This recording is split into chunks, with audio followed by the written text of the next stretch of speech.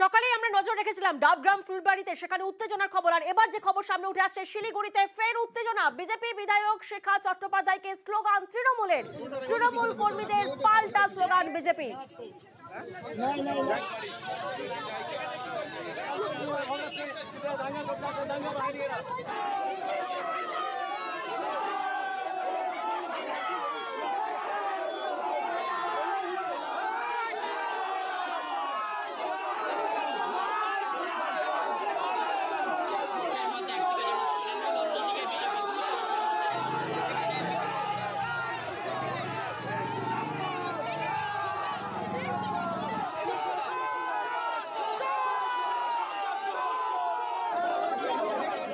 আমরা শুনলাম যে বিজেপি বিধায়ক শেখা চট্টোপাধ্যায়কে স্লোগান তৃণমূলের এবং তৃণমূল কর্মীদের পাল্টা স্লোগান বিজেপি। তবে পরিস্থিতি এখন কি?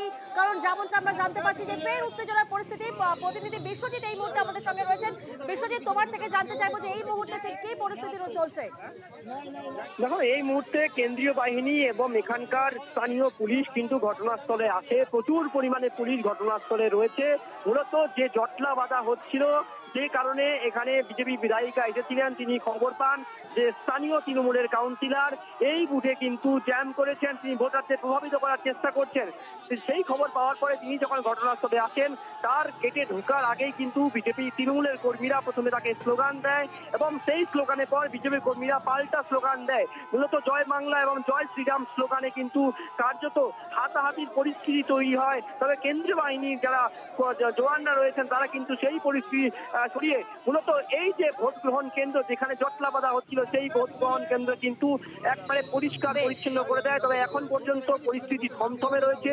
প্রচুর পরিমাণে কেন্দ্রীয় বাহিনী এবং পুলিশ ঘটনাস্থলে রয়েছেন, যাতে আর কিছু সময়ের মধ্যে যে বাকি যাদের কুপন দেওয়া হয়েছে, যারা ভোট এখনো লাইনে দাঁড়িয়ে আছেন, তাদের ভোট যেন শান্তিপূর্ণভাবে করা যায়, সেদিকেই কিন্তু কেন্দ্রীয় বাহিনী এবং পুলিশ কাজ করছে।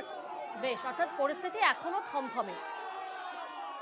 বিজেপি ভোটের বাজারে নেই। বারংবার আমাদের শান্তপ্রিয় অঞ্চল, আমাদের 61 সাল 40টা মোড়, এইসব শান্তপ্রিয়, কোনোদিন অশান্ত হয়নি। বিজেপির যে এখানকার এমএলএ আছে, কোনোদিন দেখা যায় না ভোটের বাজারে বারংবার অশান্ত করার জন্য কিছু গুন্ডা বাহিনী এসে আমাদের শান্ত অঞ্চলকে অশান্ত করার চেষ্টা করছে। কাউন্সিলর ভিতর ছিল, অধিকার কাউন্সিলর আছে এখানে কেন আসবে? ভোটারদেরকে তো নানা ভুলভাল বুঝাচ্ছিল, সব লোকগুলোকে বুঝাচ্ছিল যে টিএমসি কে ভোট দিন। ওনারা একটু উত্তেজিত হয়ে গেছে বিধায়ককে দেখে,